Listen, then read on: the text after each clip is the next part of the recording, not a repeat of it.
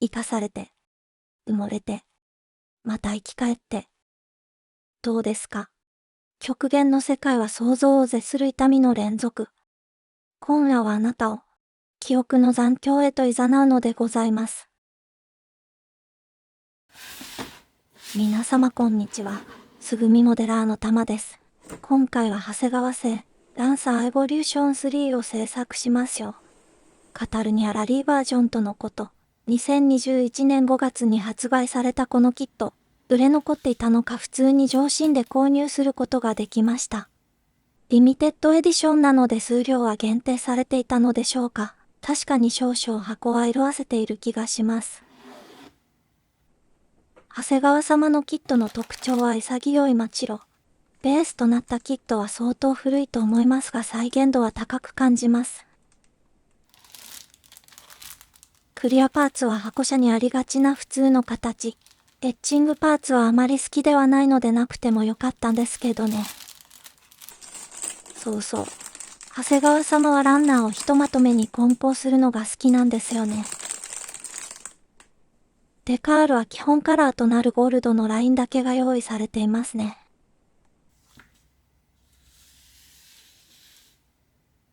いつものごとく端的にざっくりと書かれた説明書。ABS が珍しかった時代なのかハイテク装備として解説されていました。工程は普通なのですが窓枠塗装がかなり面倒そうな気がします。ホワイトとレッドは塗り分けないとですね。ラリー車両お得意の派手なスポンサーデカール。しかし長谷川様のデカールは貼りやすいので気持ちは楽でございます。ちらっとよくわからない塗料がリスト入りしていますが見なかったことにしましょう。みんな大好きなエゴ3。どんな仕上がりになるのかそわそわしてきましたね。三菱ブランドが全盛期を誇った時代。このフォードアセダンに戦闘機のようなエアロパーツ。このまま単色で仕上げてもかっこよさそうです。パネルラインは鮮明に刻まれていますが少々浅いので彫り直します。ルーフからトランクにかけて後々にモール塗装しなければなりません。その際にマスキングの目印になるので筋彫りに手は抜けないようですね。白のボディはラインを見失いがちなのでシャーペンでカキカキ。もう相当な数のキットを拷問し続けてきた筋彫り専用工具。配給パーツ様生粋の一品でございます。サイズは 0.15。もし筋彫り工具を持っていないカーモデラー様にはこのサイズがおすすめです。どうです？この美しい刃先にうっとりしませんか？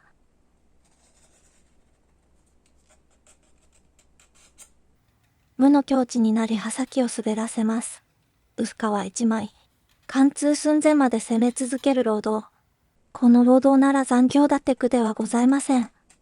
私の純正思考は拷問なのでございます。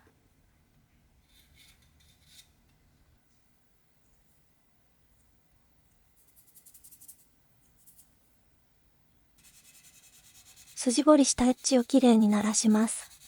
ついでにパーティングラインも削っておきましょう。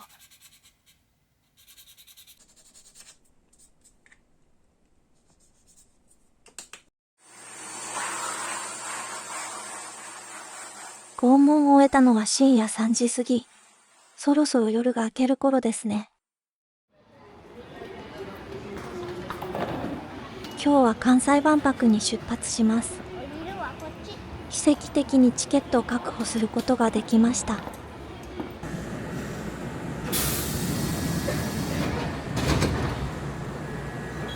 久々に乗る電車。乗車券の買い方すら忘却の彼方で焦りました。この風景何十年ぶりでしょうか。変わらぬ街並みに少し心が揺れるのを感じます。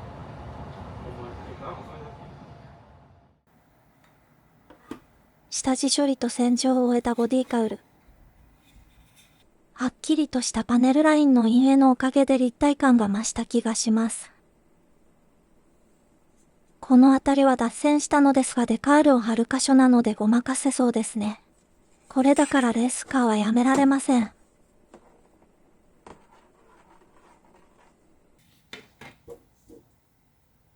裏打ちにはフラットブラック。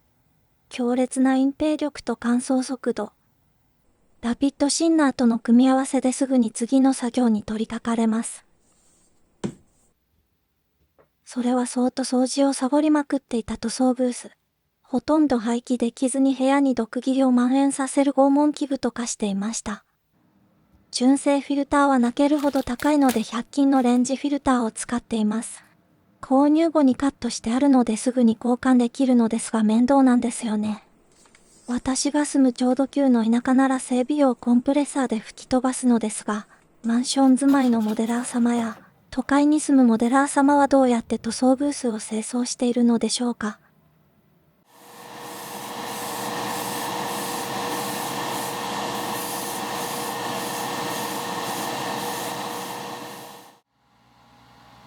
こういう白のホイールは普通に塗装してもプラスチック感が付着できないので、このように裏打ちしておくと後でホワイトを塗っても重量感が出ます。裏打ちのフラットブラックはタミヤ様のアクリル塗料なのでシンナーで簡単に拭き取れます。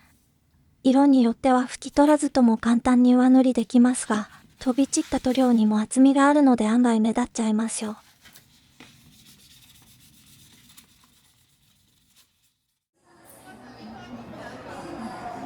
大混雑の夢島駅。ここにいる全員が万博に向かっています。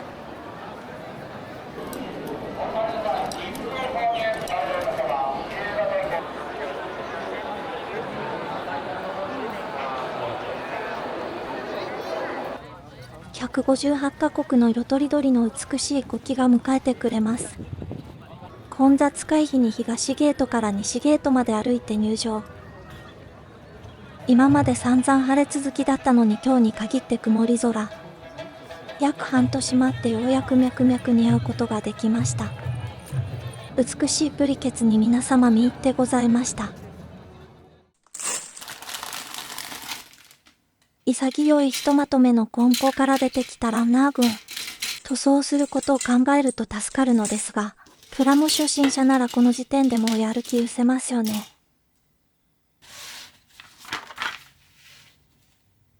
ルーフに穴を開けろとの指示。こういう加工が必要な工程は好きではございません。カーモデルをやるに持っていると便利な 1mm のドリル。タミヤ様の刃は精度が良いのでえぐれることなくきれいに貫通することができます。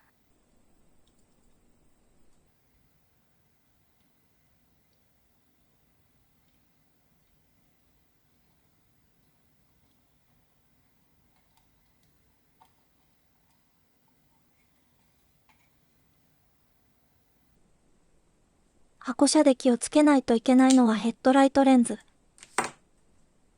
仮組み嫌いな私もこの箇所だけは塗装前に散り合わせをしています。塗装の厚みも計算して余裕があればなおよしでございます。最近また品薄になりつつあるアルティメットホワイト。私のストックは5本ございました。それもあっという間になくなることでしょう。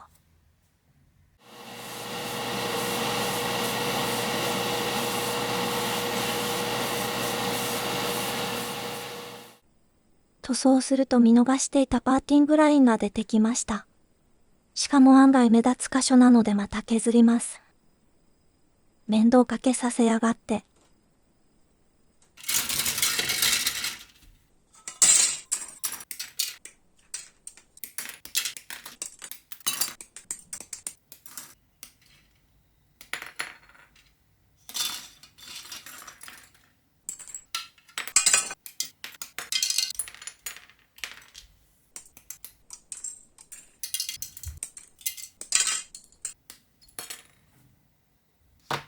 さすがラリー車両。スパルタンな車内の再現度を表現するために、カーモデルの中でもパーツ数はかなり多くなりがちです。おそらくこのランナー群に取り残されたパーツが一つあるはずです。気がついた時には捨ててしまっていました。カラーの選別に使う紙コップ。こうやって見ると基本的にこれくらいの種類で事足りるのがカーモデルの良いところ。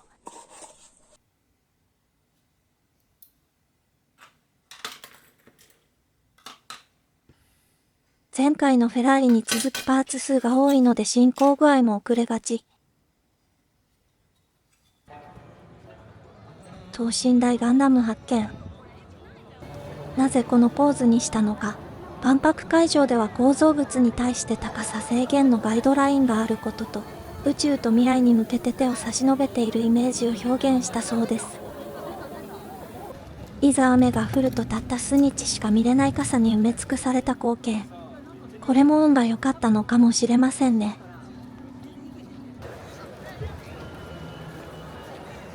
子供には退屈な会場もここでは笑顔のようですね。いよいよ塗り分け作業に入りましょうか。単純なカラーリングですがボディに起伏が多いのでマスキングに苦労しそうですね。アルティメットホワイトで染め上がった姿は接骨院帰りのギプス患者のようです。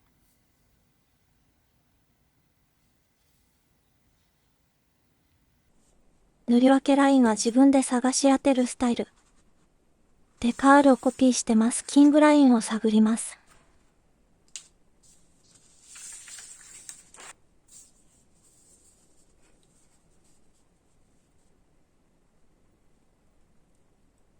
こんな感じですかね。あまり神経質にならないでどんどん先に進みましょう。すべて貼り終えてから辻褄合わせで修正した方が早いです。塗り分けるラインが決まったらシャーペンで印をつければ終わったも同然。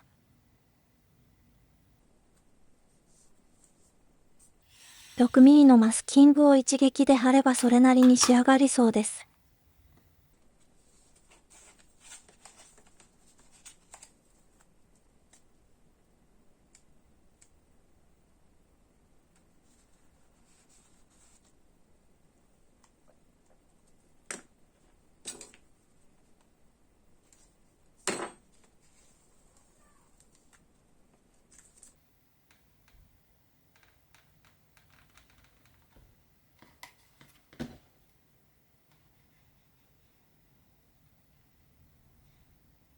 基本のラインが決まったので反対側もサクッとやっちゃいましょう。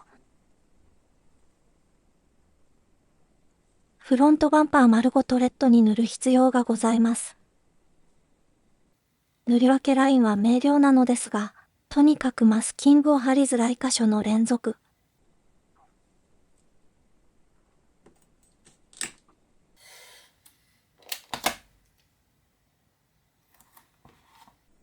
こうやって見ると本当にシンプルな基本カラー。しかしシンプルなほどマスキングに時間を費やしてしまうのはプラモあるあるですね。一仕事を終えた頃には日付は変わっておりました。このまま塗装してしまいたいところですが今夜は体力が限界を迎えたようです。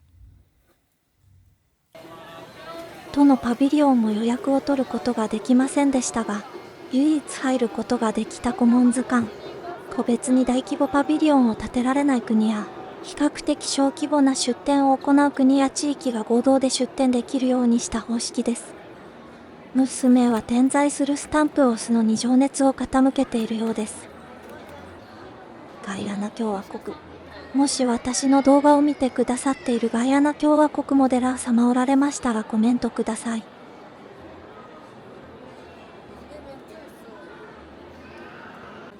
すべての物価が高く感じますが今日は値段に糸目をつけないことにしました。まさかのジンバブエ。あのハイパーインフレの衝撃画像を思い出します。100兆ジンバブエ紙幣がお土産であったら欲しかったんですけどね。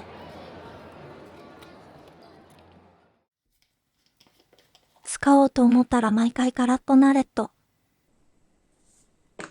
そして毎回新しいレッドを開封している気がします。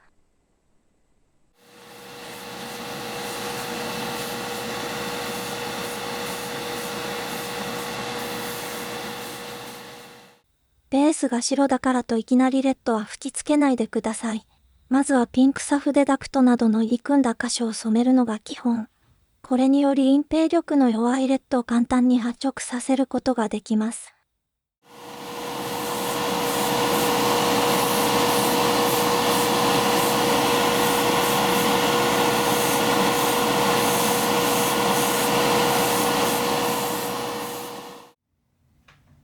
ボディの乾燥待ちに細かなパーツを仕上げてしまいましょう。説明書がどんなカラー指示かも水に塗装しても問題ございません。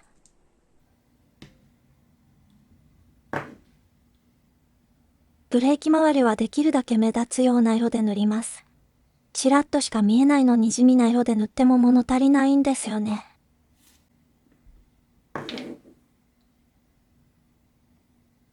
ちまちま塗っている間にボディの乾燥も終わりました。1995年、WRC での勝利を狙い誕生したのが三菱ランサーエボリューション3。エンジンは 4G63 型ターボを搭載し最高出力は270馬力。グループ A マシンとしても完成度が高く、コンパクトなボディに詰め込まれた走りの哲学。三菱はこのモデルを日本国内専用車として販売しており、海外のファンは並行輸入によって手に入れるしかなく、一部のモータースポーツ愛好家や WRC ファンの間で、幻のラリーカーとして注目を集めました。特にイギリスやオーストラリアではラリー人気の高まりとともに、公道で走れるラリーカーの象徴として強い支持を受けました。まさか万博でスシローがあるなんて、田舎者の私には駅そばの招きは初めて聞くお店です。異国の旗が風になびいて輝き、遠くから聞こえる見知らぬ言語の優しい響き、砂漠の国も雪の国も、海に囲まれた小さな島も、互いを知らずとも同じ空を仰いでここに並びます。地球の縮図に立っていると思うだけで、私はここにいるだけで十分なのだと実感するのでございます。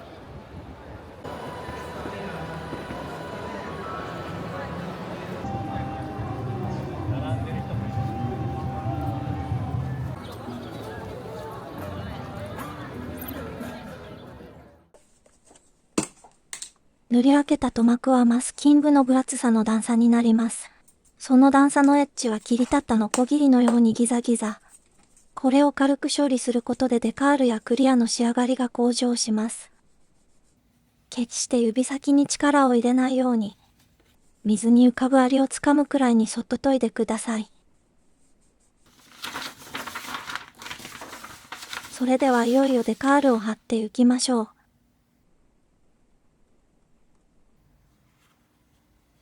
晴れに見えますが想像以上に少ないようです。複雑な曲面がないボディなのですんなり貼り終えそうな予感。レーシングカーのようにデカールを大量に貼るキットには必須のデカールフィクサー。軟化剤が入っておらずデカールを傷めることもなく、位置合わせの微調整が容易になり、粘着力も強くなるという優れたアイテムです。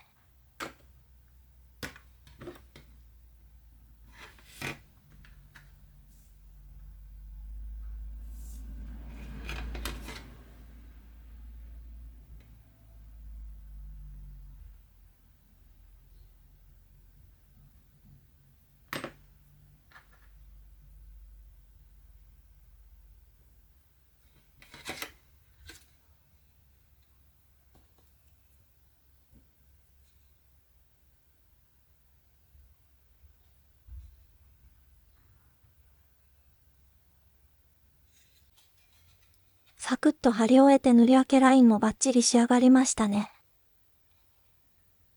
そしてついに3本目のデカールフィクサーが底をつきました。今まで頑張ってくださって本当にありがとうございました。そして4本目のデカールフィクサーさんこんばんは。さすが新品は透明度が半端ねえっすね。3本目さんは変色してなんかやべえ色してましたもんね。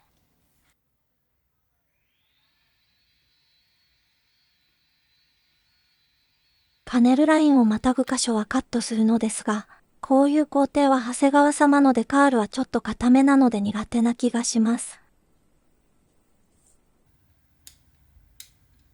これで基本色が仕上がりましたね。ドアノブはまさかのデカール仕様。こういうキットもなかなか少ないのではないでしょうか。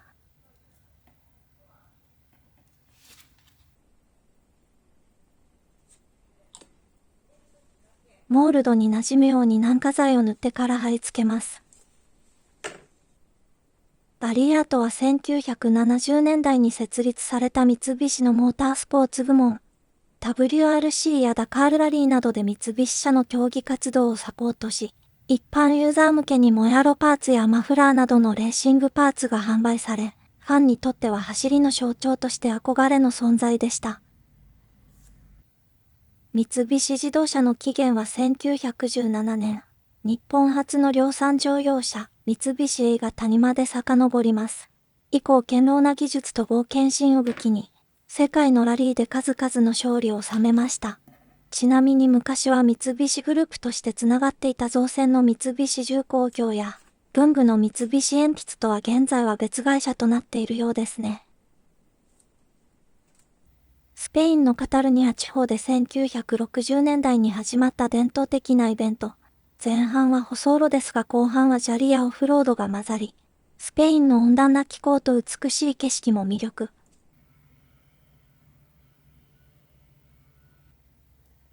鉄の獣として生まれ変わったエボ3。その歴代の兄弟たちの進化はエボ10まで続くこととなります。速度と精密を磨き、それは技術の結晶、挑戦の記録。しかし時は流れ、規制と市場の波に抗えずシリーズは静かに幕を下ろしました。現在ではオールドカーとしての高騰に巻き込まれ、価格は上昇の気配を弱めることもなく高級車と化しているようです。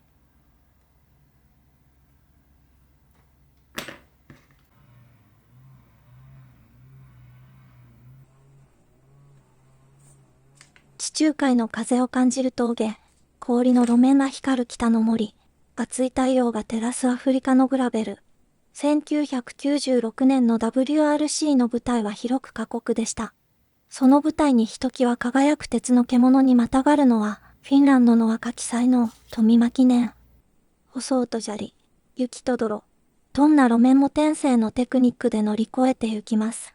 スウェーデン、ケニア、アルゼンチン、フィンランド、オーストラリア。5つの戦いで勝利を重ね、ついにマキネンはドライバーズタイトルを手にするのでございます。初めての栄光。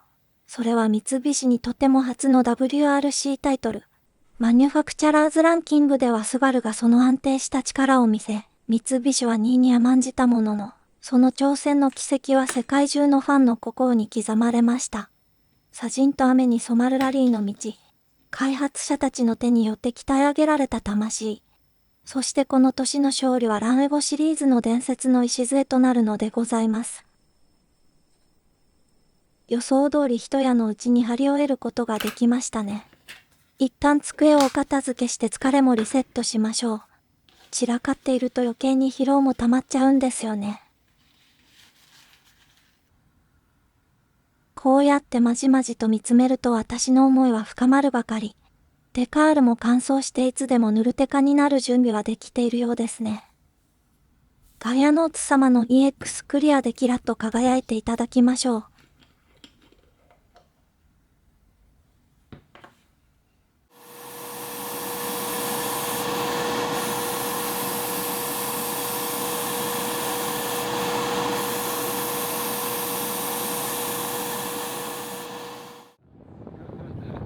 日が沈み、風が一つ胸の奥をすり抜けて行きます。遠くまで一つの流れのように人が動いて、20万人という想像もできない足音の群れ。それぞれの笑顔、それぞれの時間、誰もが同じ光景に見入っていました。日常の外側に立っているような、違う世界線に来たような感覚。こうやって見ると登録者数20万人のチャンネルってえげつないんだなと青ざめました。車内の塗り分けは面倒でしたが奇跡的に行動力が湧いて施工することができました。デザイナーズマンションのバスタブみたいになりました。エッチングパーツはディティールアップに欠かせないのですが面倒なので嫌いなんですよね。これもキットによれば別売りで数千円するとかマジでぼったくってん。この意味不明な伸縮性のある布の切れ端。何に使うのかと思えばシートベルトをこれで作れとのこと。これがマジで面倒の極みで二度とやりたくない作業になりました。長谷川様も案外サディスティックな思想に傾いておられたのですね。このハーネス製作に一晩費やしたことを私は一生忘れることはないでしょう。途中でイライラの頂点に立ちてタミヤ様のシートベルトキットを使おうと思ったのですが、ベルトが太すぎて使い物にならず余計にイライラしてタミヤ様もとばっちりでしたね。試行錯誤を繰り返しどうにか手順を簡素化して完成。技術は誰もくれない。自分で身につけるものだと強く感じました。クリアが乾燥しパッと見た感じ清楚なお姿には見えますが、獅子は我が子を一度奈落に突き落とすのが習わし、清そぶっているギラついた艶を剥ぎ取ってみましょう。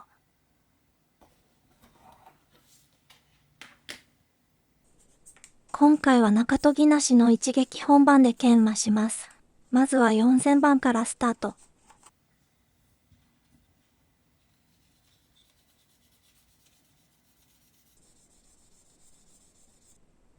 ラリー車両ならこの艶のない姿でも似合いますね。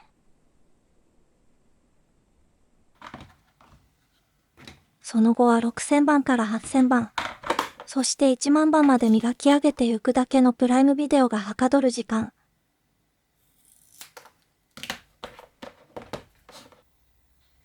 仕上げにはいつものセラミックコンパウンドで研磨痕を消してしまえば、そこに現れるのは色とりどりの花園。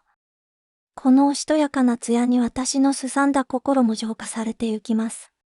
しかし一度ラリーを走れば狂い咲いたように荒ぶる姿に光悦を感じるのでございます。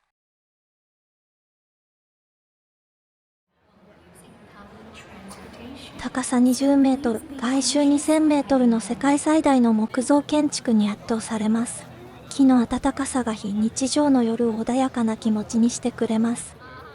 もし運が良ければ、ふと娘が母親になった頃に、老いぼれた体になった頃に、今日のこの光景を思い出してください。朱色の光が瞳の奥に沈んでゆき、大屋根の光がまるで記憶を閉じ込めるように、この特別な夜の光が、あなたの未来を照らす明かりになりますように。娘への細い足でたくさん歩いたから疲れたね。さあ、お家に帰りましょう。艶を出してからも作業は続きます。フォードアセダンの強烈な窓枠塗装。ルーフの細いラインが長く続きます。数日前のうだるような暑さがすっかり潜んで、ひんやりとした空気が虫の声を運んでくれます。日が昇るたび空気は重くなり、アスファルトが焦げるように熱を吐き、セミの声すらどこかだるそうに響いた夏の日。まるで嘘のように心地の良い冷えた空気が窓越しに流れ込んできます。来年はどうなるのでしょうか。熱中症警戒アラートなんて出たところで職場は止まらない暴走列車でございます。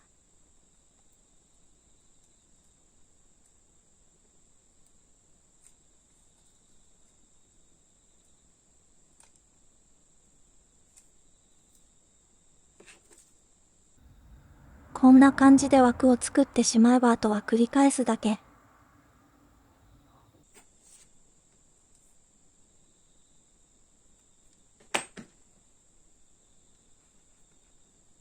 綺麗に剥がすためにデザインナイフの刃は必ず新品に交換してください。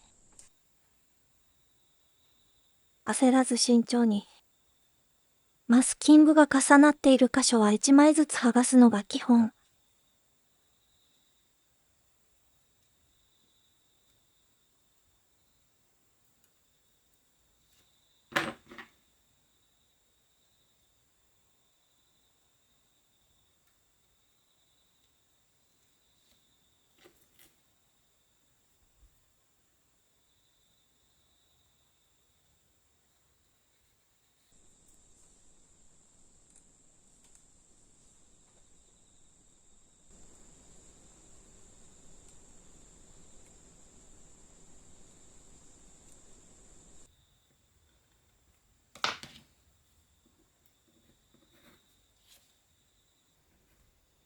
このキットのグリル部分は一体パーツなので塗り分けが面倒です。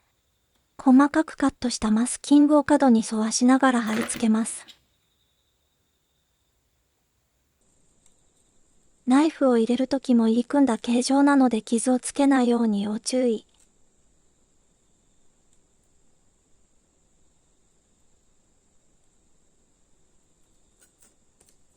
剥がしてからも浮いた箇所は丁寧に押し込んでごまかしてみましょう。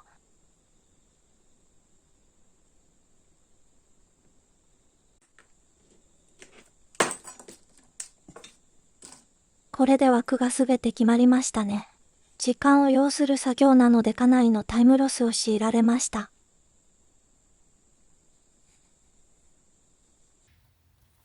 枠以外のマスキングはクリア層が持っていかれないように低粘着テープを使います。ここも一撃で貼ろうとせずにカットしたテープを貼る方が簡単です。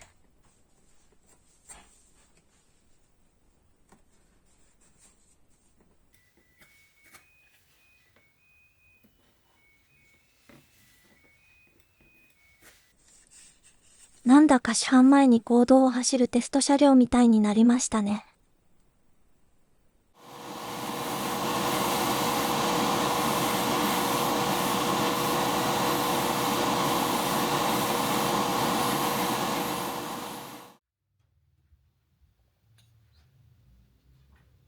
久々の黒猫。ようやく涼しくなったので縁側でのんびりしてるのかな。お気に入りの窓際の秘密基地。夢から覚めたところで足元がおぼつかない様子。すっかり大人の貫禄になりましたね。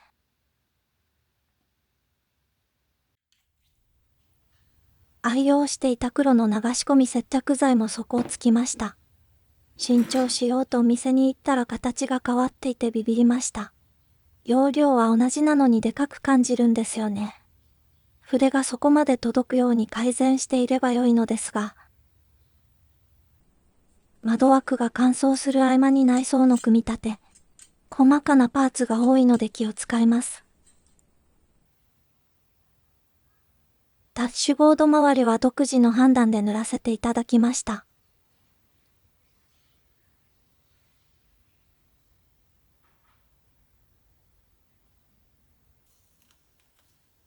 フラットブラックとラピッドシンナーのおかげであっという間に乾燥します。低粘着マスキングですが剥がすときは慎重に。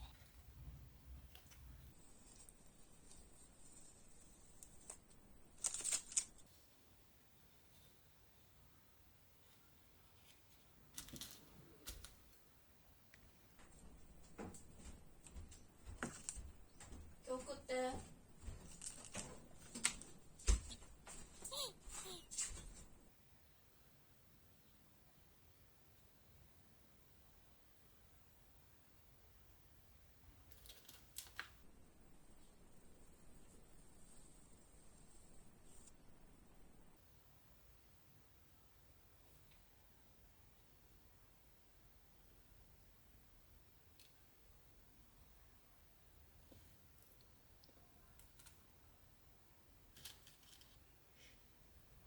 カーモデル製作でも難易度の高い工程。窓枠やモールに色が入るだけで引き締まりますね。失敗はつきものですがぜひチャレンジするのもよろしいかと思います。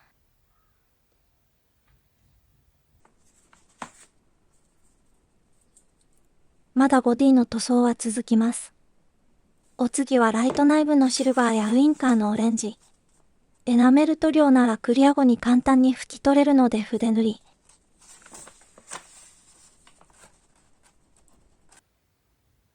筆塗りする場合は塗料を塗るというよりも多くという感じ。ここは上からレンズをはめるので適当で大丈夫ですよ。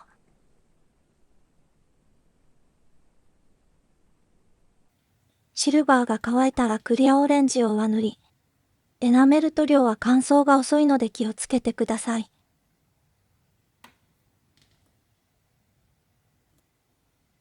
ダクトには墨入れ。筋彫りをするのをすっかり忘れていましたがなんとか流れてくれました。ホイールも塗装指示に反して独自の色で塗らせていただきました。クリアパーツを進めるのを忘れていて慌てて準備をする始末。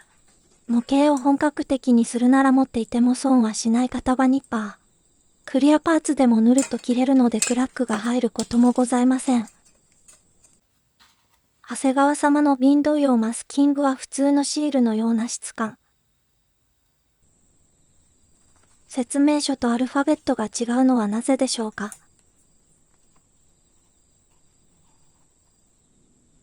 平面なウィンドウパーツならとても貼りやすいマスキングシートです。シーカーのような曲面だと浮いてきちゃうんですよね。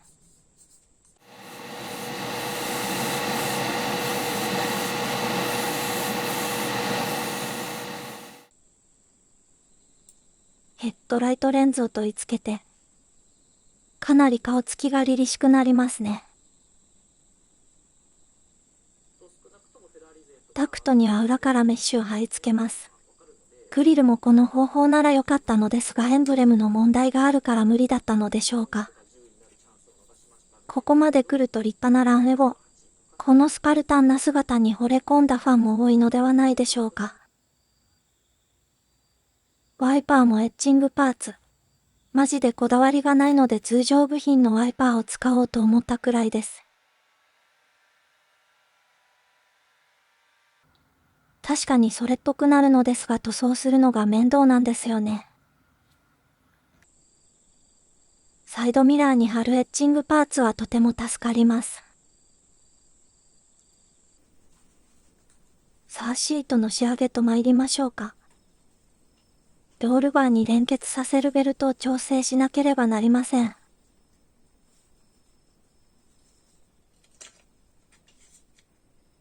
この内装むき出しの車内。私の愛車もこの状態ですが何とも言えないほど気分が高揚するんですよね。ロールバーにベルトを巻き込ませてから固定します。本来ならエッチングパーツの金具に差し込むのですが、あまりの精密な作業に私の指先が悲鳴を上げたので見えないところで接着することにしました。このキットの最難関はシートベルトだったかもしれませんね。しかしフロア同色のロールケージにフル掛けに着。そしてリアまで伸びるベルトが本当に美しいですね。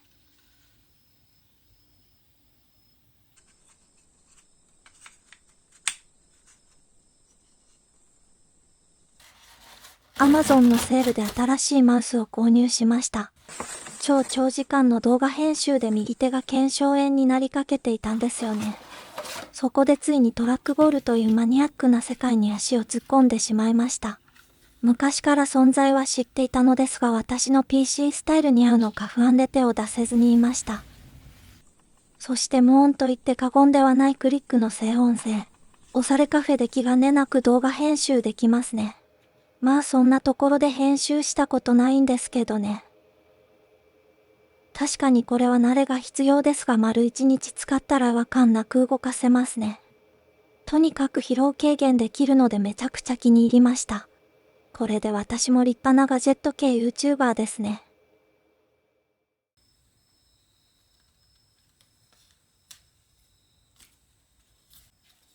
ウィンドウパーツは一切の滲みもなく塗装することができました。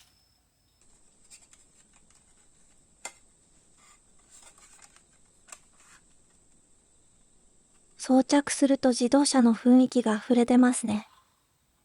しかしまだボディの作業は続くんですよね。フォーミュラキットの方が断然に楽な気がします。なんだかリア周りに違和感があると思っていましたが、こんなちょっとしたパーツが随分と印象を変えてくれますね。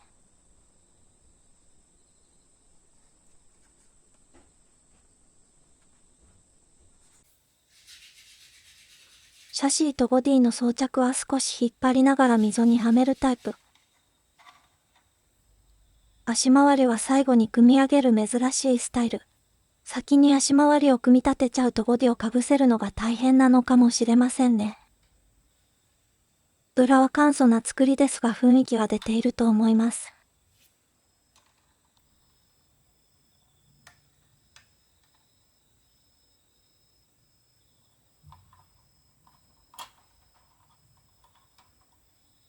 足回りはパーツが組み上がるほどに頑丈な作りになって好印象。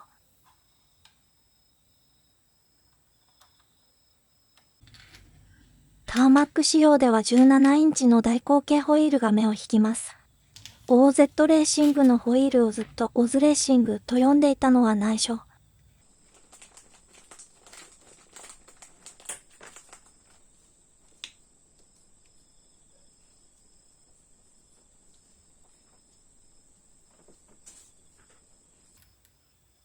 タイヤマークには転写式で一安心。どこのメーカーか忘れましたが通常のデカールの時があるんですよね。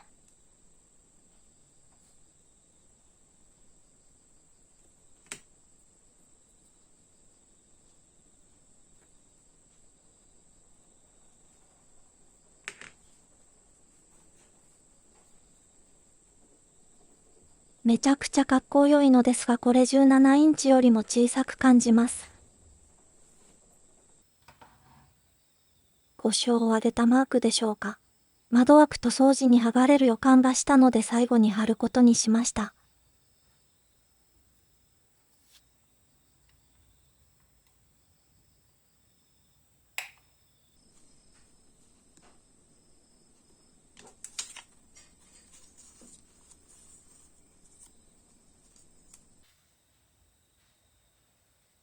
まるでボロ雑巾のように、幾度となく跳ねて削れて焦がされて、その身をすり切らせながらあなたは走ります。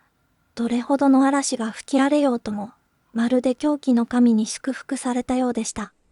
私たちの思いは深まるばかり。あなたがどこで戦っていようとも、砂塵の中にいようとも、私たちの心は弾むばかり。見渡す限りの原子が震え、素粒子の一つ一つがあなたの熱に共鳴します。あなたにも逃げたくなる時がありますか？獅子が震えて仕方ない時がありますか？ステアリングを握るその指先が、恐怖と歓喜の淡いで震え、まるで生命の火花を散らすように。それでもあなたは止まることを許されないのでしょう。あなたは妬ましいほどに世界に愛されて、この先ずっと狂気のるつぼに翻弄されることになるのでございます。三菱ランサーエボリューション3、完成でございます。美しすぎて恐縮でございます。